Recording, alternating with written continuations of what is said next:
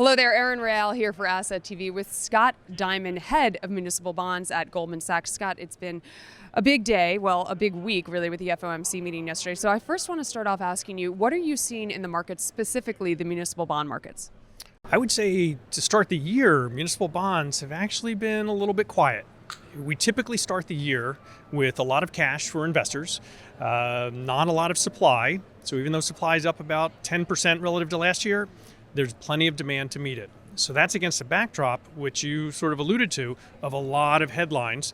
Munis haven't really been paying too much attention to that, but it's coming. You know, we have AI investing that's still very topical. We have a lot of geopolitical issues.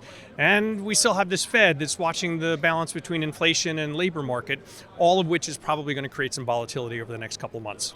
Yes, and on the subject of the Fed, we had this FOMC meeting yesterday. Rates held steady. What are you seeing in terms of how the bond market is reacting? Well, it's easy to say with an event that happened yesterday, there's perfect clarity. But I think the market really had this one nailed tightly. There was no expectation of a rate cut.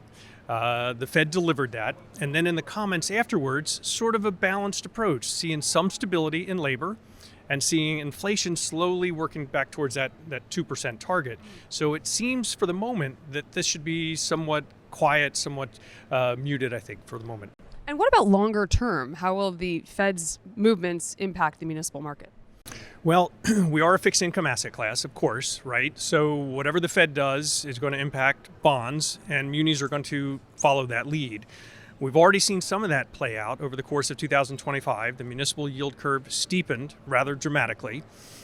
So wherever the Fed decides to go, and we'll be watching for one potential cut middle of the year, and the market's maybe thinking a second one by the end of the year. And so we'll be watching to see if there's anything that's going to shift that expectation. Should there be more cuts? Maybe weakening labor? Could it happen quicker if inflation starts to come down closer to target? So with all of that as a backdrop, we have the luxury or the fun of stepping back and looking at the municipal bond market and saying what's going on specific to the municipal bond market that's going to be out of whack with everything else that the bond markets are trying to figure out. And you mentioned supply and demand before. Can you allude on that a little bit more? Tell us how that's looking today. Oh, sure. For all the headlines that we had last year, right? It really came down to the municipal bond market having to deal with record supply. In 2024, it was a record. In 2025, it was a record. So for 2026, we get to do it again.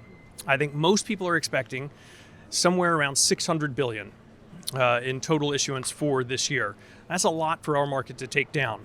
So the bigger question in our mind is what's demand going to look like? Is it going to be sufficient? Last year, a lot of interest in the asset class. Commingled vehicles like ETFs that trade on an exchange or mutual funds saw about $50 billion in inflows. That helped to take down some of that supply. 2026, will that demand be there? And importantly, will it show up exactly as the supply is coming across the year? Probably not, but that's okay for an active manager. That should create a decent amount of volatility and some fun opportunities for investors. And Scott, looking out for the rest of the year, how do you think this is going to play out for the municipal bond market? Well, I think about it from an investor's perspective today. Number one, yield. Yield is going to drive a fixed income return. And right now, our market is actually offering some pretty attractive absolute yields. For example, we have 3 ETFs actively managed, GMUB, GMNY, and GCAL, all of which are offering yields about 3.5%. So for GMUB, GMUB, that's a national fund. For an investor in the highest tax bracket, that 3.5% equates to about 6%. That should look pretty attractive, I think, for an investor looking for some stability.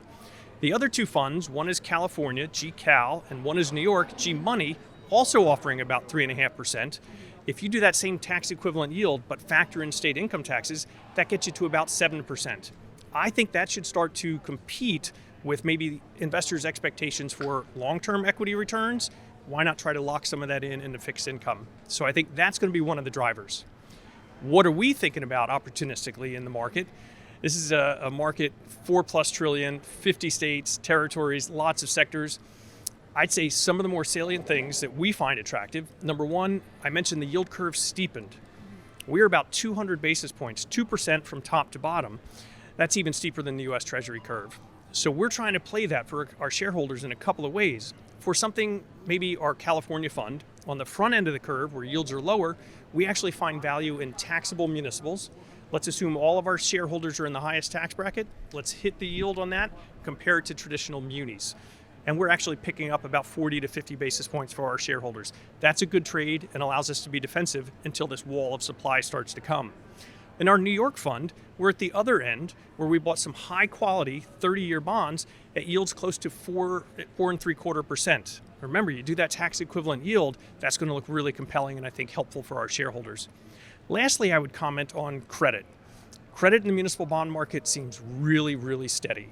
We have a lot of rainy day funds at the state level.